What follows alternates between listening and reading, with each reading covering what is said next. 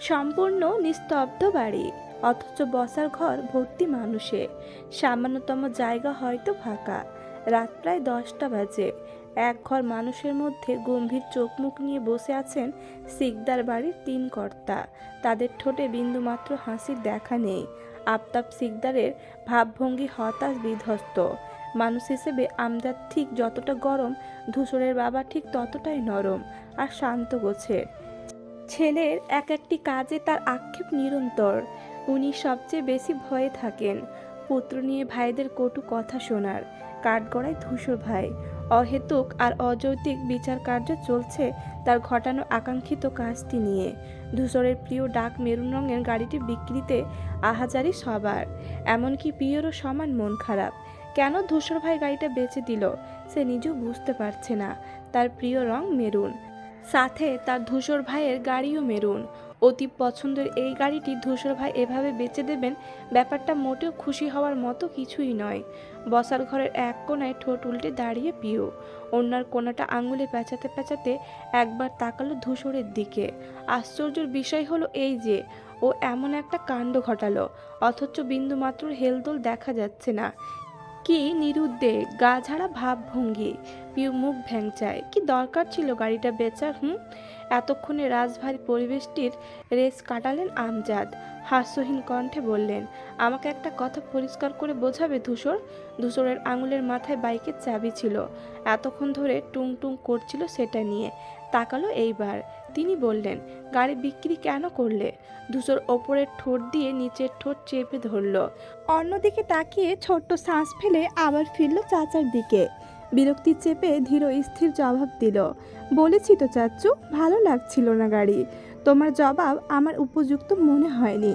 ভালো লাগছিল না বলে কেউ গাড়ি বেচে দেয়? বাইকের দরকার, কিনতে ইচ্ছে করেছে, বেশ কিনেছো, ভালো কথা সেটা। তাই বলে গাড়ি কেন বেচবে? এটাও থাকতো। রুবাইদা পাশ থেকে উদ্বেগ নিয়ে বললেন, আমারও তো একই কথা। এরকম করার কোনো মানে হয় বলুন তো ভাইজান? ঘরের জিনিসপত্র বেচা কেনা এসব কি ভালো কি? আচ্ছা, তুমি কিছু বলছো না কেন? কথা কি ফুরিয়ে গেছে? কথাটুকু স্বামীকে উদ্দেশ্য করে বললেন তিনি। আফতাব ফস করে নিঃশ্বাস ফেলে বড় দুঃখ নিয়ে বললেন, কি বলবো? তোমার ছেলে কি আমার কথা শোনে? রুবাইদা তৎক্ষণাৎ জ্বলে ওঠে। বললেন, এখন আমার ছেলে বলছো কেন? যখন স্কুল কলেজের রেজাল্ট কার্ড দেখতে, তখন তো সারা বাড়ি নাচতে নাচতে বলে বেড়াতে, আমার ছেলে আমার ছেলে। ভালো কিছু করলে ছেলে তোমার, আর তোমার মনপুত কাজ না হলেই ছেলে হয়ে যায় আমার, তাই না? আফতাব মুখ দিয়ে বর্গীয় শব্দ করলেন। এক কথার মধ্যে আরেক কথা ঢুকানোর স্বভাব কি কোনো দিনও যাবে না তোমার? আমি কি বলছি আর তুমি কি বলছো? কথা না বুঝে উত্তর দিচ্ছ কেন? আমি যা বুঝেছি ঠিকই বুঝেছি। তুমি? সবাই গোল গোল চোখে ঝগড়া দেখছিল দুইজনের। ধূসর কণ্ঠ খানিক উঁচু করে বলল, চুপ করবে তোমরা? কথাটুকুন সম্পূর্ণ করতে ব্যর্থ হলেন রুবাইদা। গিলে ফেলে মুখ ফুলিয়ে দাঁড়িয়ে রইলেন এমন। ধূসর কপাল গুছিয়ে বলল, আমি বুঝলাম না, একটা সামান্য বিষয় নিয়ে তোমাদের এত সমস্যা কেন হচ্ছে? আমার ইচ্ছে হয়েছিল গাড়ি কিনেছিলাম, ইচ্ছে করলো বিক্রি করলাম, সিম্পল। পিউ চোখ মুখ কুচকে আরও একবার ভেঙচি কাটলো, বিড়বিড় করলো, ব্যাপারটা এতটা সিম্পল না বুঝলেন? আপনি যে আস্ত একটা নির্বোধ, আবারও তার প্রমাণ দিলেন। আনিস মুখ খুললেন এইবার। নম্র কণ্ঠে বললেন, হ্যাঁ, কিন্তু থাকলে কি হতো? দুটোই ব্যবহার করতে। আমি তো অনেকবার বললাম ছোট চাচ্চু, গাড়ি ভালো লাগছিল না, আর যে জিনিস আমার পছন্দ নয় সেটা আমি আমার কাছে রাখি না। আমার মনে হয় এই নিয়ে অহেতুক মাতামাতি করছো তোমরা। এইসব তোমার অহেতুক মনে হচ্ছে? আমজাদের কথায় ধূসর মুখের ওপর বলল, হ্যাঁ হচ্ছে। আমার ব্যাপারটা আমার মধ্যেই সীমাবদ্ধ থাকুক। চেহারা থমথমে হয়ে এলো ভদ্রলোকের। ধূসর আবার বলল, গাড়ি আমি আমার স্কলারশিপের টাকাই কিনেছিলাম, কারোর টাকা নষ্ট করিনি। তাই তোমাদের এইসব বাড়াবাড়ি যুক্তিহীন। সোজা সাপটা জবাবটাই ভাষাহীন সকলে। বিরাট দানবীয় একখানা তালা যেন ঝুলে পড়ে ঠোঁটে। কেউ আর উপযুক্ত উত্তর খুঁজে পেল না। ধূসর মিনার দিকে চেয়ে বলল, তুমি টেবিলে খাবার দাও বড়মা, আমি ফ্রেশ হয়ে আসছি। এক মুহূর্ত আর দাঁড়ায় না সে, শব্দযুক্ত কদমে ঘরের দিকে রওনা করলো। তার যাওয়ার দিক চেয়ে দীর্ঘশ্বাস ফেলল পিউ। ধূসর গাড়ি কিনেছে এই অবধি দুটো। প্রথমে দেশে ফিরেই কিনেছিল একটা ধপধপে সাদা গাড়ি। এর মাসখানেক পরে সেটা ছোট চাচুকে দিয়ে দিল। তারপর হুট করে কিনে আনলো মেরুন রঙের এই চকচকে গাড়িটা, যেটা চলছিল প্রায় বছর তিনেক। সবার উদ্দেশ্যে ঘোষণাও করেছিল গাড়িটা ওর ভীষণ শখের, আর তাই পরিবারের কেউ সে গাড়িতে উঠতে পারেনি। তার শখের গাড়ি মানে সে একাই ব্যবহার করবে, এমনকি রুবা আফতাবও সেখানে ঠাঁই পেলেন না। সেটাই আজ বিক্রি করলো ছেলেটা। ব্যাপারটা কেমন গোলমেলে না? পিউ দাঁড়িয়ে দাঁড়িয়ে ভাবছিল এসব, ক্ষুদ্র মস্তিষ্কে ব্যস্ত হিসাব মেলাতে। পরপর কি ভেবে হঠাৎ সচকিত হয়ও। বড় চোখ দুটো কঠোর ছড়িয়ে আসে অন্যরকম চিন্তায়। এক সেকেন্ড, সেদিন আমি সাদিব ভাইকে বলেছিলাম আমার গাড়ির থেকে বাইক ভালো লাগে। ধূসর ভাই কি উনি হাও সেটা শুনতে পেয়ে এই কাণ্ড ঘটালেন? আমার জন্যই কি এইসব? পিউ নড়ে চড়ে দাঁড়ালো, সতর্ক ভঙ্গিতে বিদ্যুৎ বেগে ধূসরের রুমের দিকে ফিরল। ধূসর ভাই কি আমাকে খুশি করতে এরকম করলেন? এর মানে ওনার অনুভূতি আছে আমার প্রতি? পিউয়ের স্বপ্ন পূরণের উদ্ভট এই ভাবনা লতা পতার মতন বেয়ে চলল নিমিষে। তৎক্ষণাৎ পা বাড়ালো ওর কামরায়। এই রহস্য সততা যতক্ষণ না জানবে, ঘুম তো দূর, শান্তিতে বসতে অবধি পারবে না। আনচান আনচান মন নিয়ে ছুট লাগাতে গেল পিউ। হুট করে পেছন থেকে হাত টেনে ধরল সাদিফ। ওর কপাল কুঁচকে ফিরল। ফিস ফিস করে শুধালো, কোথায় যাচ্ছিস? মহা বিরক্ত হলো পিউ। এই লোক আসলেই একটা ডিস্টার্ব। ও যাচ্ছে জীবনের সব থেকে গুরুত্বপূর্ণ আর মূল্যবান একটা কাজে, অথচ ব্যাটা ঠিক বাগড়াটা দিয়েই দিল। পিউ বিদিষ্ট টুকুন ঢেকে রাখে। অপর ভীষণ সত্য মেয়ে সে। ভদ্রভাবে বলল, আসছি একটু। ওপাশ থেকে উত্তরের আশায় রইল না। নিজের সাদিপের হাতখানা ছাড়িয়ে দ্রুত পায়ে হেঁটে গেল সিঁড়িতে। ঝড়ের বেগে ধূসরের ঘরের সামনে হাজির হলো পিউ। দরজা চাপানো। ও আস্তে করে মাথা নামিয়ে উঁকি দেয়। ভেতরটা দেখে আবহাওয়া বোঝার চেষ্টা চালায়। কি করছেন উনি? ঢুকবো এখন? যা কাণ্ড ঘটল নিচে, রেগে টেগে নেই তো? পিওর বিভ্রান্তির মধ্যে ভেতর থেকে ছুটে এলো একটি হিমহিম আওয়াজ। অভদ্রের মতো উকি না মেরে ভেতরে ঢুক। পিউ চমকে ওঠে, গোল চোখে চায়, পরপর বুকে হাত দিয়ে জোরে জোরে নিঃশ্বাস টানলো দুইবার। নিজেকে তৈরি করলো প্রিয় ধূসর ভাইয়ের মুখামুখি হতে। ছাদের দিক চেয়ে বিড়বিড় করলো, হে আল্লাহ, দেখো ওনাকে যেন ঠিক ঠিক প্রশ্ন করতে পারি। তারপর গুটি গুটি পায়ে ঢুকলো ভেতরে। ধূসর ফ্রেশ হয়েছে, পরনের শার্ট পাল্টে টি শার্ট পরেছে এখন, পিঠ ফেরানো এইদিকেই। পিউ ঘন কালো পল্লব ঝাপটালো। উনি অন্যদিকে ফিরে আমাকে কি করে দেখলেন? ধূসর ঘুরে চাইলো, ছোট্ট করে শুধালো, কিছু বলবি? তার ব্যস্ত প্রশ্ন, সাথে গায়ের পেস্ট রঙের টি শার্টে শক্ত পোক্ত। দারুণ চেহারাখানা মাথা দুলিয়ে দিল পিউয়ের। এক লহমায় ভুলে বসলো সব। মাথা নাড়ল দুই দিকে, পরক্ষণে সজাগ হয়ে দাঁড়ালো। মনে পড়ল, না সে তো বলতেই এসেছে। রা করার আগেই ধূসর বলল, তাহলে কি আমার চেহারা দেখতে এসেছিস? পিউ হাঁ করতে গিয়েও তত্র মুখটা বন্ধ করে ফেলল। ভাবলো কথাটা যে একেবারে ভুল তা কিন্তু নয়। আপনার চেহারা দেখার শর্তে যদি সারাদিন ভাত না খেতে দেয়, আমি তাতেও রাজি। আপনার এই রূপের আগুনে কবে ঝলসে গেছি ধূসর ভাই। তার ভেতরের মুগ্ধতা ভেসে উঠল ঠোঁটে। ধূসর চোখ ছোট করে বলল, বোকার মতো হাসছিস কেন? পিউয়ের সদ্য ফোটা রঙিন হাসি অ্যান্টেনার ন্যায় ঝিরঝির হয়ে এলো সহসা। ঘন ঘন মাথা নাড়ল ফের। অধৈর্য ধূসর চটে গেল এতে। কটমট করে বলল, তোর মুখ নেই, কথা বলতে পারছিস না? তার নীরের চোয়াল দেখে পিউ ততস্থ হয়ে দাঁড়ালো। মিনমিন করে ব্যস্তভাবে বলল, কিছু না কিছু না। কিছু না হলে যা এখন। তোকে না বলেছিলাম আমার রুমের ধারে কাছে না আসতে? খুব অবাধ্য হচ্ছিস পিউ। কি ভাবছিস চাচ্চু ফিরেছেন বলে কিছু বলবো না? ভয় পায় ওনাকে? ধূসরের আকস্মিক এই খ্যাপাটে রূপটাই পিউয়ের আদলে অমাবস্যা নামে। আস্তে করে বলল, কখন বলেছি এই কথা? ধূসর চোখ পাকালো, তুই বের হবি? পিউয়ের নড়বড়ের সম্মানে আঘাত হানল এইবার। এরপরে আর এক মুহূর্ত দাঁড়িয়ে থাকার মানে হয় না এখানে। সে কি এতই ক্যাবলা, মান সম্মানহীন নেই নাকি? এমন ভাব করছে যেন রুম নয়, রাজার সভা। সে অদৃশ্য চোটপাট দেখিয়ে সত্যি সত্যি ঘুরে হাঁটা ধরলো। ভাবখানা এমন যে ওনার ছায়াও মারবো না আর, অথচ দরজা অবধি গিয়েও পা জোড়া থমকে গেল কেমন। পুরনো অনুভূতি গর্জে উঠল সজোরে, জোরদার দাবি জানালো, একবার জিজ্ঞেস কর পিউ, একবার জেনে নে না তোর ধারণা ঠিক কি না। সেই ক্ষণে ঘুরে তাকায় সে। সেকেন্ডে ধূসর মুখ ঘোরালো আরেক দিকে। পিউ ধৈর্যহীন কণ্ঠে শুধালো, আপনি কি গাড়িটা আমার জন্যই বেঁচেছেন ধূসর ভাই? ও তাকালো, খুব অবাক হয়ে বলল, তোর জন্য বলতে? পিউ জিভ দিয়ে ঠোঁট ভেজায়। মনের প্রশ্নটা সাজিয়ে গুছিয়ে মুখ ফুটে বলতে পারলেই হয়। আমতা আমতা করে বলল, না মানে সাদিপ ভাইয়ের বাইকে ওই দিন তুই আজ কলেজ যাসনি শুনলাম। তার প্রশ্নটুকুর পূর্ণতা পেল না, পাল্টা প্রশ্ন ছুঁড়ে আটকে দিল ধূসর। পিউ তার ক্ষুদ্রকার চোখের দিক সরু দৃষ্টিতে চেয়ে বলল, কার কাছে শুনেছেন? ধূসর গুটিয়ে রাখা ডান ভুরুটা নাচিয়ে বলল, জবাবদিহি চাইছিস আজকাল? ইমপ্রেসিভ। পিউ উদ্বেগ নিয়ে বলল, না না তা বলিনি, আমি আসলে জানতে এসেছিলাম যে। ধূসর এবারও থামিয়ে দিল, পথিমধ্যেই বলল, বাড়িতে বলবো ইদানিং কান ধরে কলেজের বারান্দায় দাঁড়িয়ে থাকছিস? পিউ শীতল হুমকিতে ভুরু কপালে তুলল পিউ। এই কথা পরিবারের কেউ জানলে সর্বনাশ হয়ে যাবে। ঘটনা একদিনের, অথচ ওকে খেপিয়ে মারবে সারা জীবনটা। আর বাবা, উনি জানলে সঙ্গে সঙ্গে কলেজে যাবেন, খোঁজ নেবেন কেন ওনার মেয়ে কান ধরলো, তার তদন্ত করবেন।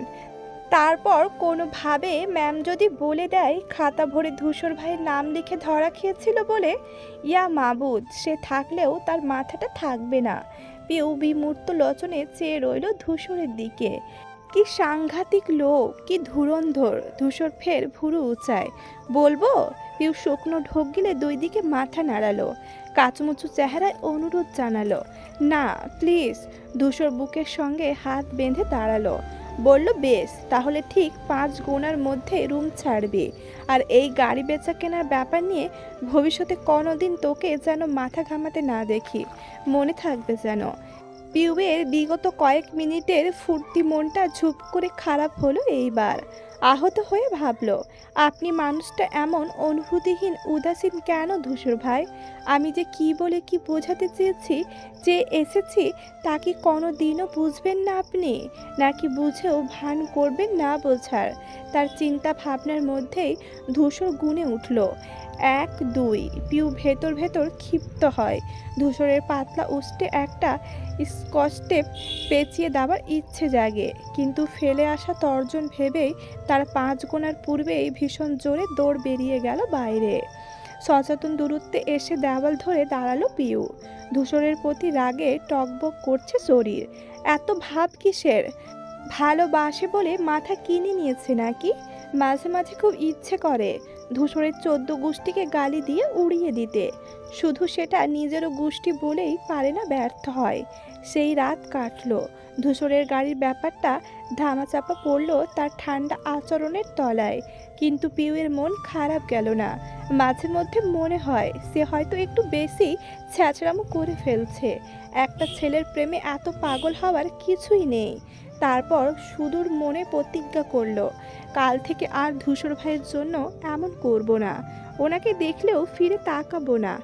আফসোস, সে কাল আর আসে না। মেয়েটা আজেতে ডুবেছে, আর সেই আজকের পুরোটা ঘিরে ধূসর ভাই, তার আদ্য প্রান্ত জুড়ে ধূসর ভাই।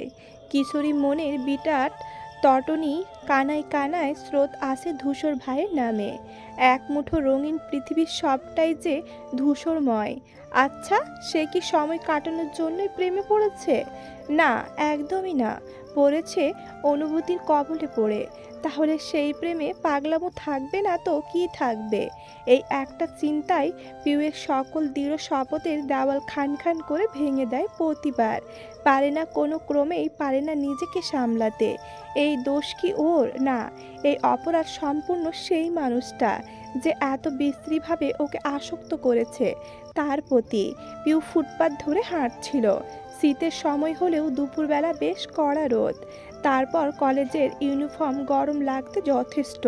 ছুটির প্রায় আধ ঘন্টা, কিন্তু এখনও বাড়ি পৌঁছায়নি। গাড়ির তেল শেষ। ড্রাইভার গিয়েছেন তেল ভরতে। সে অধৈর্য মানুষটা কিভাবে এতক্ষণ দাঁড়িয়ে থাকবে? গাড়ি এলে এই রাস্তা দিয়েই আসবে।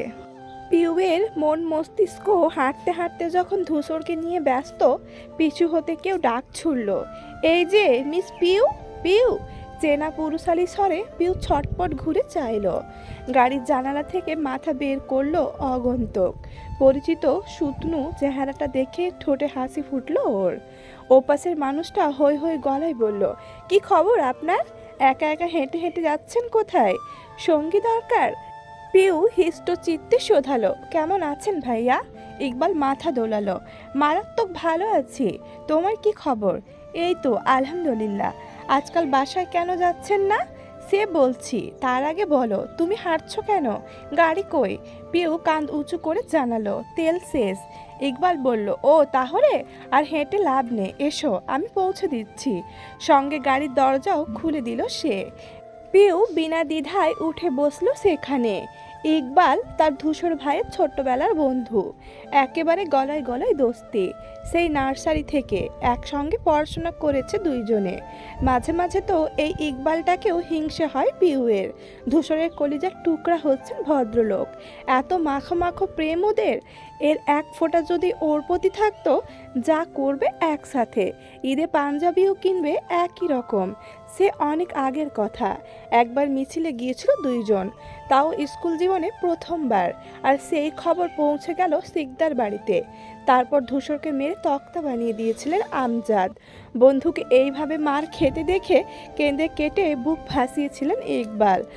আমজাদের পা অবধি ধরেছিল প্রহর ঠেকাতে। এইসব এখন অতীত। এখন সেই আমজাদকেই ধূসর পাত্তা দিচ্ছে না, তার একটা কথাও কানে তোলে না। পিউ মনে মনে ভাবল, আচ্ছা, বিদেশ থেকে ফিরলে মানুষ বুঝি ভয় ডরও ফেলে আসে? তাহলে আমারও কি একবার বিদেশ যাওয়া উচিত? আমিও না হয় সব আতঙ্ক রেখে এসে একদম ধূসর ভাইয়ের চোখের দিক চেয়ে বলে দেব, ভালোবাসি আমি আপনাকে। কি ভাবছো পিউ? এই পিউ! পিউ নড়ে উঠল। গহীন ধ্যান ছুটে গেল ইকবালের ডাকে। অপ্রস্তুত হয়ে চাইল ওর দিকে। গাড়ির ভেতরে এসির ঠান্ডা বাতাস বইছে। ইকবাল ভুরু গুটিয়ে জিজ্ঞেস করলো, এত কি নিয়ে চিন্তা করছিলে শুনি? না, তেমন কিছু না। আচ্ছা, আপনি বাড়ি আসেন না কেন? বললেন না তো। সে লম্বা নিঃশ্বাস ফেলে বলল, দুটো কারণে যায় না। এক, সামনে মেয়র নির্বাচন, অনেক ঝামেলা। আর দুই, তোমার বাবা।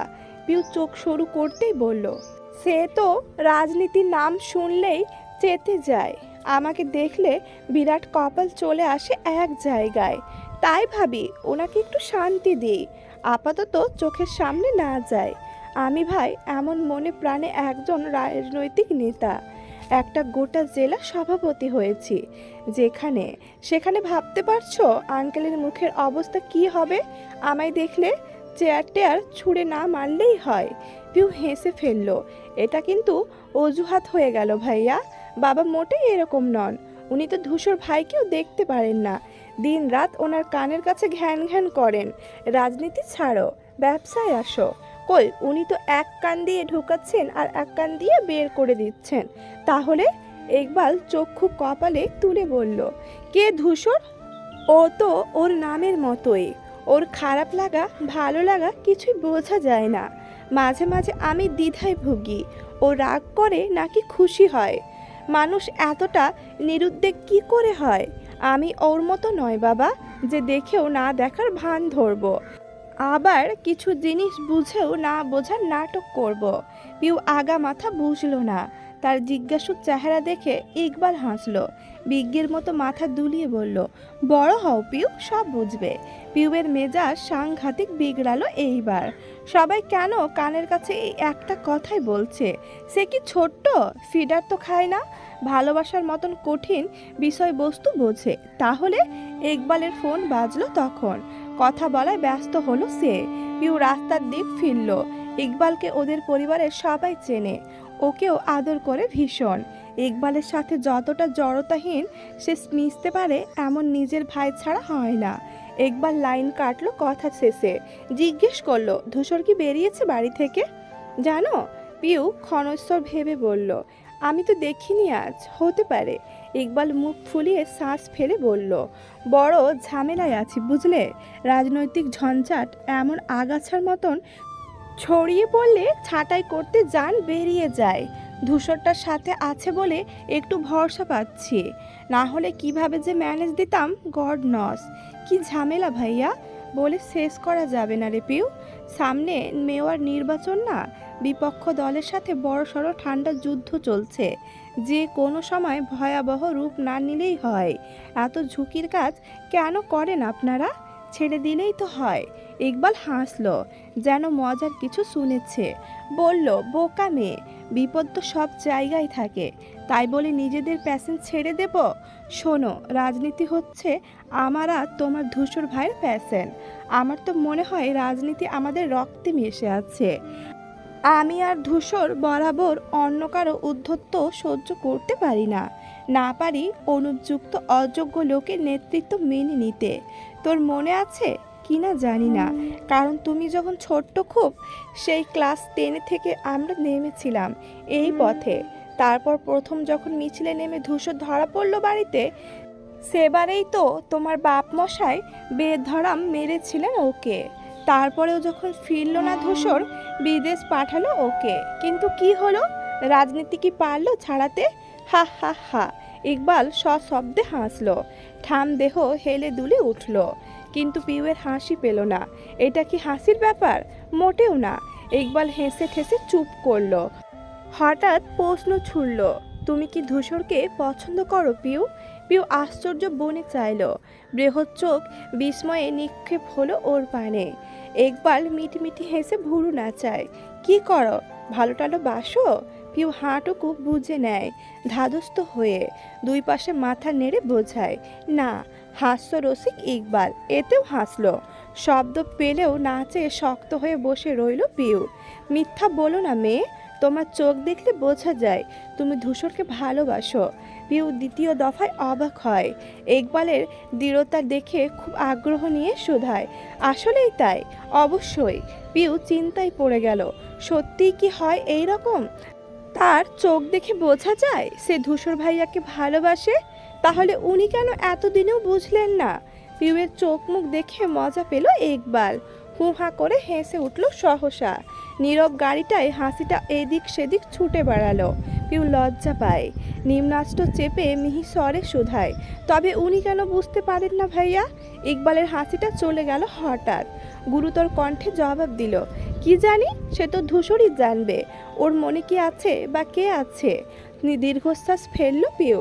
ধূসর ভাইয়ের মনটা যদি একটু চিরে দেখা যেত, এতটা বিভ্রান্তিতে তার দিন দুনিয়া খোয়াতো না। গাড়ি এসে থামলো শিকদার বাড়ির সামনে। ইকবাল বেরিয়ে এসে দরজা খুলে দিল। অপ্লুত হাসলো পিউ। কত বড় মাপের মানুষটাও কতটা গুরুত্ব দিল ওকে। সাথে আফসোস হলো খুব, ইকবাল কেন ওর নিজের ভাই হলো না। বড় বলতে আছে একমাত্র সাদিপ। সে লোক এমন যত্ন তো দূর, তাকে নিয়ে ভাবে কিনা সন্দেহ। মাথায় ঘুরপাক খায় ওকে খাটিয়ে মারার কথা। পিউ পানি দে, পিউ তোয়ালি দে, চা নিয়ে আয়, শার্ট ধুয়ে দে, আয়। উফ। ইকবাল মিষ্টি হেসে বলল, যাও, পড়াশোনা ভালো করে করবে, সামনে পরীক্ষা না। A+ চাই কিন্তু। সে ঠিক আছে, কিন্তু আপনি কি আজও বাড়িতে ঢুকবেন না ভাইয়া? এভাবে দরজায় এসে ফিরে যাবেন? ইকবাল হাত ঘড়ি দেখে বলল, আজ যাব না, অন্য সময়। আমি আসি এখন। পিউ তীব্র আপত্তি জানিয়ে বলল, মোটেও না, চলুন। ইকবাল মাথা নাড়ালো, ভেতরে এখন যাব না। পিউ ততটাই জোর করছে, তার বাবা এখন বাড়িতে নেই, তাহলে অসুবিধে কোথায়? ওদের বাগবিতণ্ডার মধ্যেই ধূসর বেরিয়ে এলো। শোনা গেল তার নিরেট স্বর, কি ব্যাপার তুই? একযোগে তাকালো ওরা। তাকে দেখে ফটাফট ঠিকঠাক হয়ে দাঁড়ালো পিউ।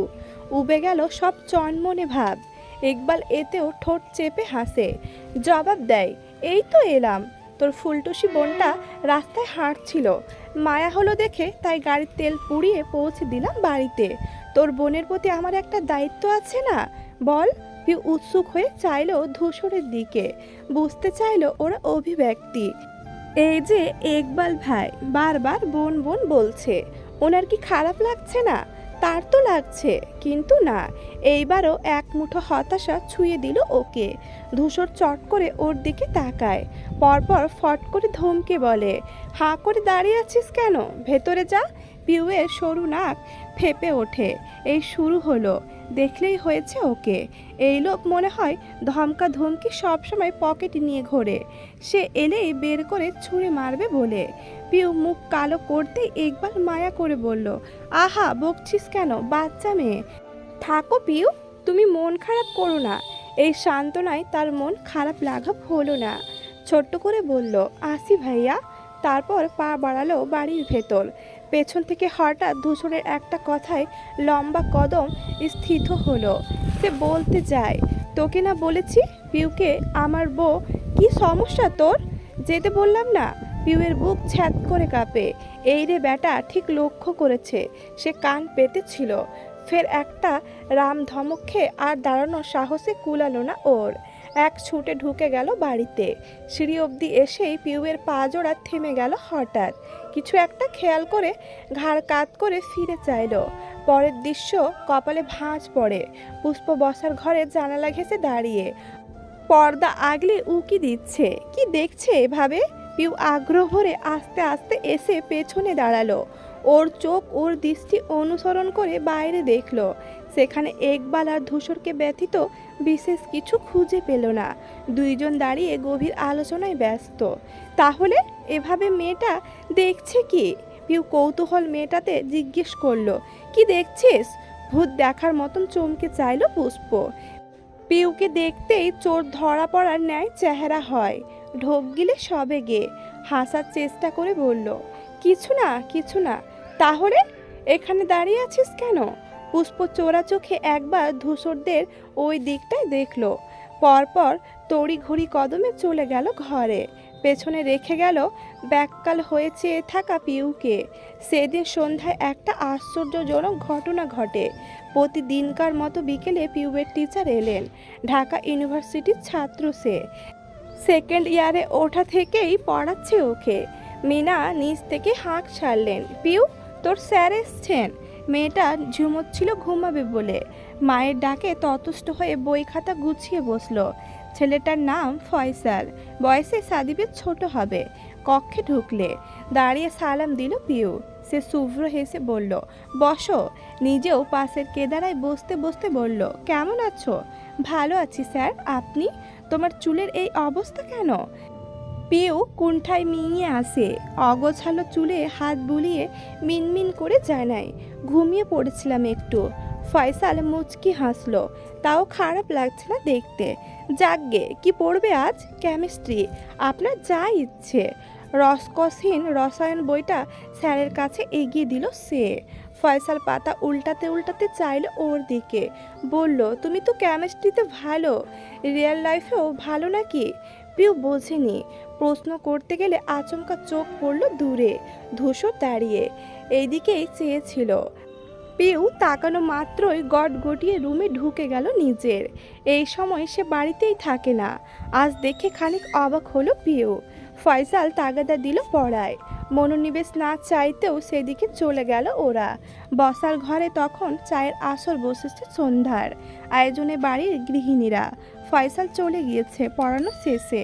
পিউ নিচে এসে পুষ্পর পাশে বসলো। না বলতেই কাপ ভর্তি চা এগিয়ে দিল সে।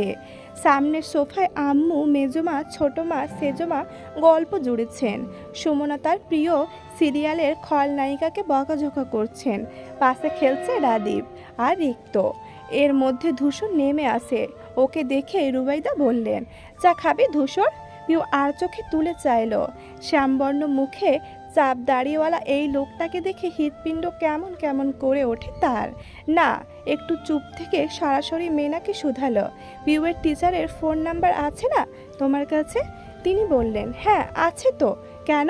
ধূসর ফটাফট ঘোষণা দিল, ওকে ফোন করবে, বলে দেবে কাল থেকে যেন আর না পড়াতে আসে। সদ্য চুমুক দেওয়া গরম চা জিভ পুড়িয়ে দিল পিউয়ের। ছোট্টখাটো ছ্যাঁকা খেয়েও ভাবান্তর হলো না তেমন। চোখ পিটপিট করলো ধূসরের দিক চেয়ে। হঠাৎ স্যারকে মানা করবে কেন? সুমনা বললেন, কেন রে? ছেলেটা তো ভালোই পড়ায়। 1 ঘন্টার জায়গায় 1.5 ঘন্টা পড়াচ্ছে। সামনে পিউয়ের পরীক্ষা, এই সময় কি ঠিক হবে? এইসব আমার মাথায় আছে ছোট মা, কারণ ছাড়া বলছি না নিশ্চয়।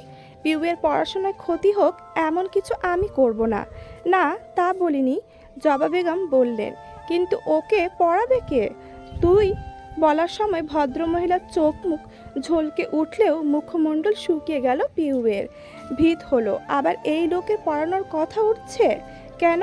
ধূসর বলল, না, তোমাদের এত চিন্তা করতে হবে না।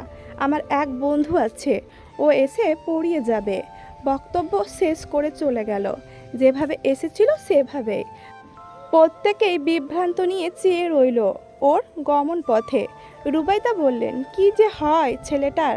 মিনা ততোধিক নিশ্চিন্তে কণ্ঠে বললেন, যা হবে ভালোই হবে।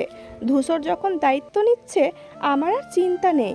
যাই, ফয়সলকে বারণ করে দিই, আর এই মাসের বেতনটাও নিয়ে যেতে বলি। বলতে বলতে তিনি রওনা করলেন। পিউ আশ্চর্য না হয়ে পারছে না। এত ভরসা নিজের পেটের ছেলে মেয়েকেও মানুষ করে কিনা সন্দেহ। পরিবেশটা নিমিষেই স্বাভাবিক হলেও অস্বাভাবিক বনে রইল সে। গভীর মনোযোগে ভাবল, ধূসর ভাইয়ের মতিগতি সুবিধার নয়। আকস্মিক আমার স্যারের পেছনে পড়ার কারণ তো একটাই আছে।